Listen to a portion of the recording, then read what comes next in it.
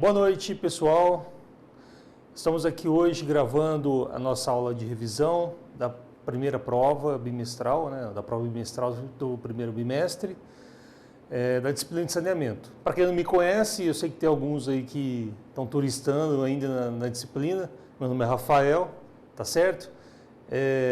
Então, eu vou passar aqui um pouquinho daquilo que a gente estudou ao longo do primeiro bimestre, nas aulas iniciais aí da disciplina. Eu peço que vocês tenham muita calma, tá certo? Muita tranquilidade, que a prova vai ser 100% de sucesso, tá ok, pessoal? Bom, se vocês forem resgatar as aulas que estão disponíveis lá no espaço do aluno, a gente tem que colocar todas as aulas lá para vocês poderem acompanhar, vocês vão ver que na primeira aula da nossa disciplina, nós começamos a estudar, a ver, a delinear o escopo da nossa disciplina, como o nome dela diz, saneamento básico. Então nós vimos lá o que é saneamento básico. Foi definido com vocês que é o controle de todos os fatores do meio físico do homem que exercem ou podem exercer efeitos deletérios sobre o seu estado de bem-estar físico, mental ou social. Ou seja, é o controle daqueles fatores no meio físico do homem, no meio urbano, basicamente, que podem afetar a sua saúde, tá certo? Na sequência, nós vimos também que o saneamento básico, ele abrange uma série de serviços públicos, então nós temos aí, pela Lei Federal 11.445 de 2007, que o saneamento básico, ele abrange os serviços, infraestruturas e instalações operacionais de abastecimento de água potável, esgotamento sanitário, limpeza urbana e manejo de resíduos sólidos e drenagem e manejo de águas pluviais. Então, são aqueles 4 serviços que a gente discutiu bastante durante as aulas. Esgoto, água, lixo e drenagem urbana, tá certo? Então, esse é o escopo do saneamento. E na nossa disciplina, nós vamos focar basicamente nos 2 primeiros, que é o abastecimento de água e o esgotamento sanitário, tá certo? Bem, na sequência, nós entramos aí com um pouco de história, para a gente poder entender ou conhecer um pouco do processo de evolução do saneamento básico no cotidiano do homem, do meio ambiente urbano. Tá certo? E como é que isso aconteceu então? Se vocês pegarem as aulas lá, vocês vão ver que o saneamento começou lá atrás da antiguidade, com algumas cidades que já dispunham de sistemas de distribuição de água e de afastamento dos seus detritos gerados nessas cidades aí, tá certo? Além disso, nós tivemos também nós vimos que, a partir da Revolução Industrial, o saneamento passa a ser associado à questão de saúde pública, a melhoria da qualidade de vida das pessoas que moravam nas cidades, ou nos aglomerados urbanos. Tá? E aí passam a surgir uma série de avanços no setor, e sendo o mais importante aí o concreto armado, que permitiu o barateamento das obras e a execução de obras num tempo muito mais rápido do que era feito até então. Tá certo? Na sequência, nós vimos que, vindo um pouco para o Brasil, na época da colonização, os sistemas de saneamento nas cidades brasileiras eram compostos basicamente de fontes essas que eram abastecidas por mananciais.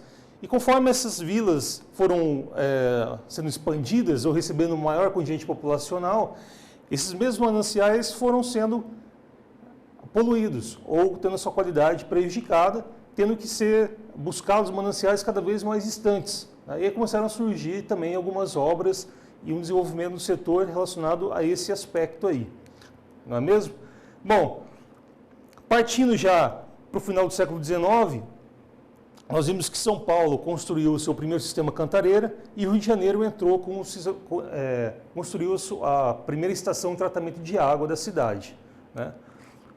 Na primeira metade do século XX, foram concebidos aí os primeiros os primeiros planos de sistemas de coleta e afastamento de esgoto, com a adoção do sistema separador absoluto, em 1912, no nosso país, que também foi tido como um grande marco em termos de concepção de sistema. Bom, e E já na segunda metade do século XX, nós estudamos que aquele processo de intensificação do êxodo rural trouxe uma série de mudanças no meio ambiente urbano, trazendo os problemas que nós conhecemos até hoje nas grandes cidades, né? Ocupações irregulares, lançamento de esgotos, poluição de rios, etc.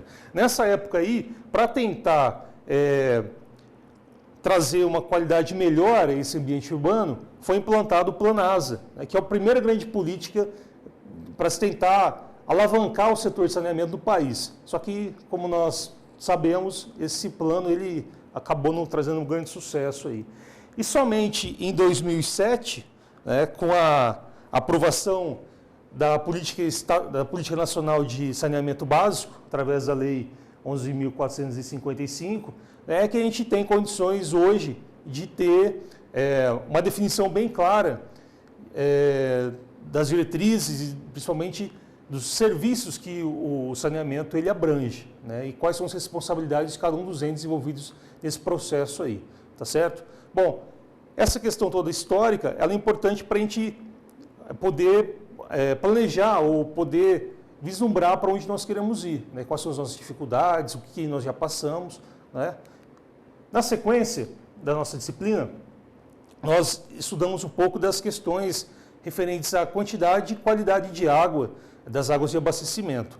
Então, nós vimos lá em uma dessas aulas que os principais aspectos críticos relacionados à quantidade de águas para abastecimento se dá na questão da oferta de água, né, no abastecimento intermitente, na produção de água inferior à demanda, na questão da poluição, lembrando lá aquela associação de que uma água poluída é uma água que não me serve, em algumas situações, pensando lá no rio Tietê, e conflitos existentes e potenciais. Nós vimos também que as demandas por água para abastecimento urbano variam entre as regiões do país, entre regiões de estado, entre regiões do mesmo município, né? Então, nós vimos que a distribuição da água no nosso território ela é diferente, ela não é homogênea, né? Ela é bem heterogênea. Na hora de definir o nosso manancial de abastecimento para o nosso sistema que nós estamos projetando, nós temos que conhecer essas características aí. Nós vimos que é possível realizar a gestão das demandas por meio de investimentos em tecnologia de controle de perdas, manutenção e inovação. Então, nós temos lá o exemplo do plano diretor da macrometrópole paulista, né, que trouxe lá alguns números bem interessantes que consta lá na nossa aula, tá? Nós vimos que as disponibilidades de água variam em função das características climáticas e naturais da região, em função das características dos aquíferos, né? Está relacionado muito ao meio físico onde nós estamos inseridos.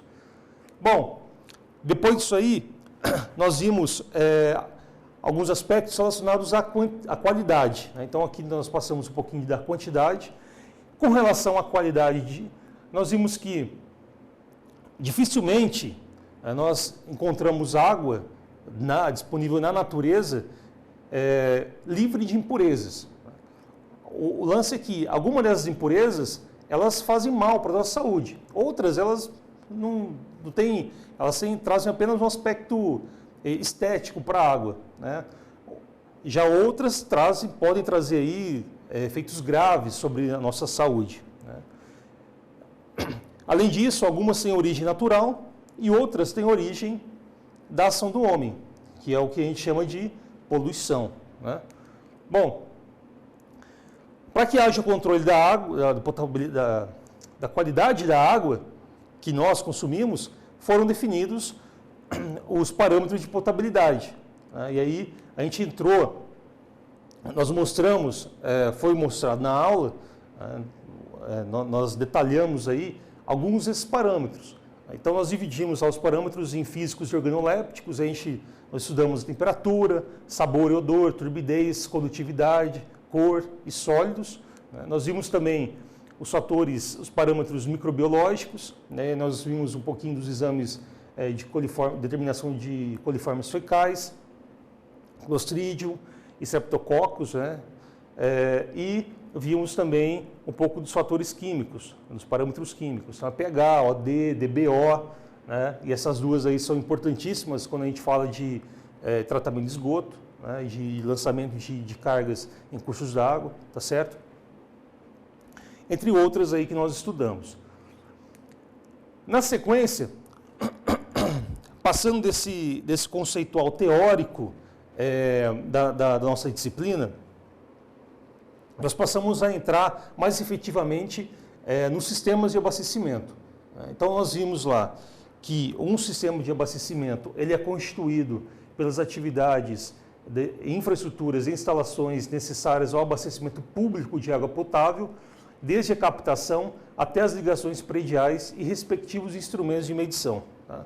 Então, é isso tudo aí que abrange o sistema de abastecimento e para a gente tem que estudar todos esses elementos aí para poder compreender, e no caso da engenharia civil, né, poder dimensionar isso aí, poder apresentar um projeto referente ao sistema. Então, nós vimos que compõe o sistema de abastecimento toda a questão referente aos mananciais, a água, da onde eu vou tirar a água que eu necessito, a questão referente à captação, em função dos mananciais, do tipo de manancial, se é superficial ou se é subterrâneo, o tipo de manancial que eu vou usar.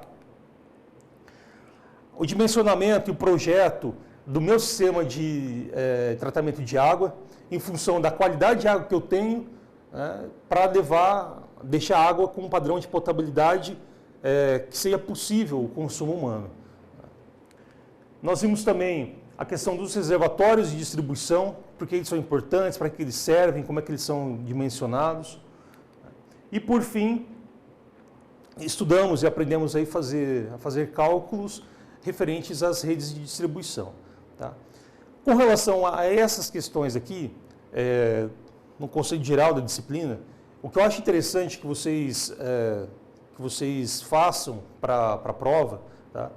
Eu coloquei na área do aluno para vocês esse manual de saneamento da Funasa. É um manual relativamente simples e bem objetivo, tá? Mas que ele traz de uma forma bem sucinta, né? Tudo que a gente estudou na disciplina e tem muito mais coisa lá, ele é muito mais abrangente. Tá? Mas ele é um material interessante para vocês poderem estudar e se prepararem para a prova.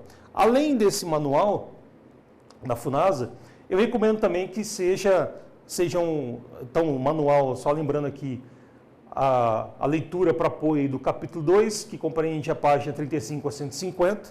Apesar de serem bastante páginas, é uma leitura fácil e ele tem bastante figura, então vai que é uma beleza. Tá?